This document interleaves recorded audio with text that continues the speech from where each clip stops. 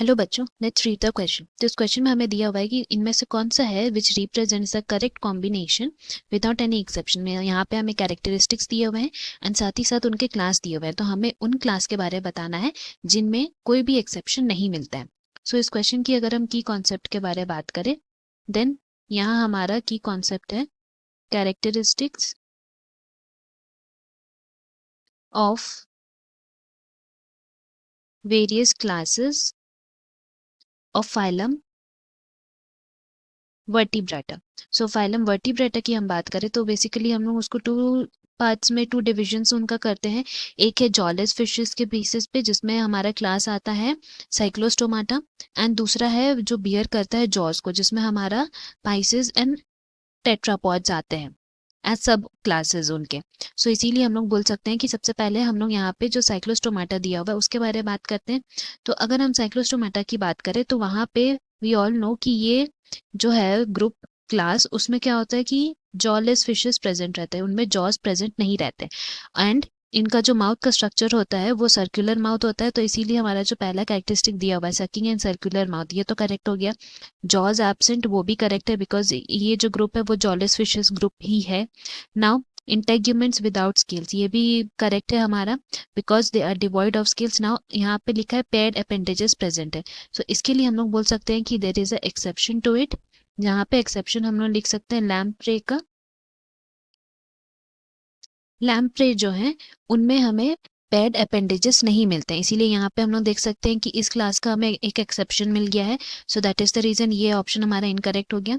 Now next Aves की बात करते हैं। तो एव्स में हम लोग बोल सकते हैं कि ये जो है हमारा वो कहाँ से आता है, वो वर्टिब्राटा में जिनेथोस्टोमाटा जो है वो ऐसा ग्रुप है विच बियर्स जॉज, क्योंकि एक अग्नाथा ग्रुप है जो जॉलेस का है एंड जो जॉज प्रेजेंट रहते हैं उसमें जिनेथोस्टोमा बोलते हैं। एंड जिनेथोस्टोमाटा में दो फर्दर उसके सुपर क्लास है, पाइसेस एंड टेट्रापॉड्स, और टेट्रापॉड्स में हमें मिलते हैं amphibians, reptile, Aves and mammals. तो उसी में एव्स की अगर हम बात करें तो यहाँ पे जो जो कैरेक्टरिस्टिक्स उनके दिए हुए हैं like body covered with feathers, ये सही है।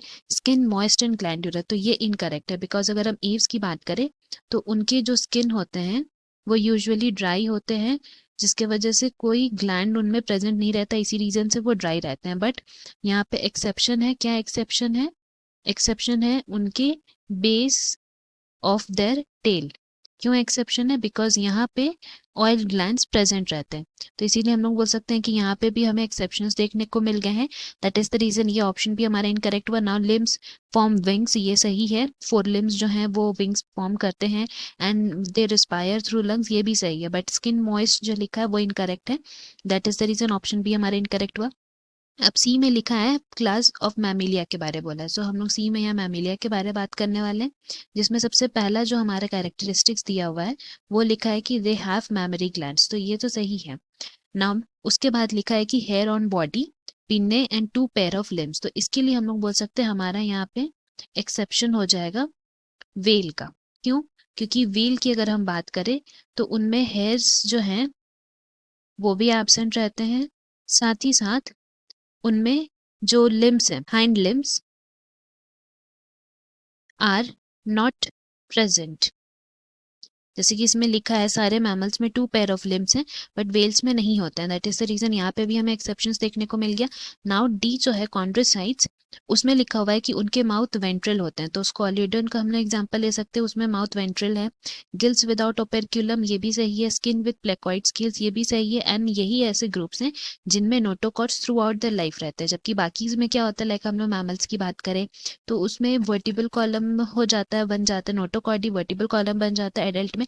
एंड बहुत से में नोटोकॉट जो है एडल्ट स्टेज आते आते तक में वो चला जाता है, गायब हो जाता है, रिड्यूस हो जाता है, बट इनमें persistent through out the life रहता है। तो इसीलिए हम लोग बोल सकते हैं यहाँ हमारा correct option without any exception कौन सा हो जाएगा, ऑप्शन डी।